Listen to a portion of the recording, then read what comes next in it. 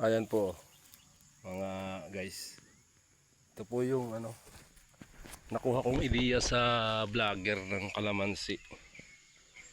Ito yung palagay ko ito yung tinatawag ng bud stick. Kalamansi din po ito. Ito yung bumubunga din siya, kaso takaw sa pagkasira ng puno. Kasi ang sanga niya nasa dulo. Ito, tingin ko nga bud stick din to eh. Pero oobserbahan ko muna.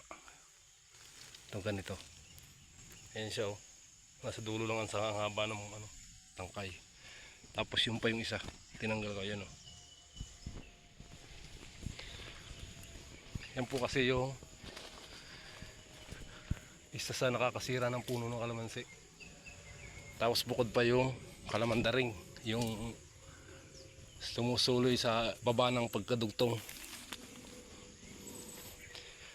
Hindi ko po ma-mention kung sino yung kaninong vlog yun na panood ko, pero sa susunod na video kukunin ko yung pangalan niya. Sikat na vlogger po yun pagdating sa kalamansi. Maraming po salamat sa mga vlog na napapanood ko, kasi nadadagdagan yung ideya ko kung paano i-maintain ang kalamansi na maganda. Sa ngayon po pangit pa ang nito. Hindi pa masyadong maganda yung nagiging, kasi yung iba nag-start ako pa to eh, madamo, tapos bumunga siya, hindi na late yung ng abono. Yan, sa susunod po pipilitin nating maitama yung proseso para mas maganda yung maging improvement na kalamansi. Pero yung dahon niya okay na, malusog na yung dahon. Kahit pa paano may nag-improve na yan oh, tataba na niya oh. Ayan oh. Kahit pa paano maganda na in-improve.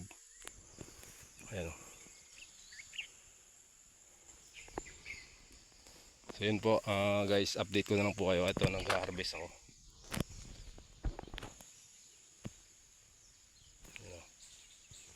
Mamaya na lang guys yung karugtong. Sa aking inaalagaan kalamansian, harbisin ang bunga. Ayan oh. Yan, dami.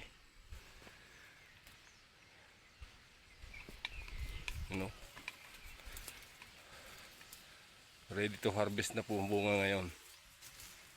Yan.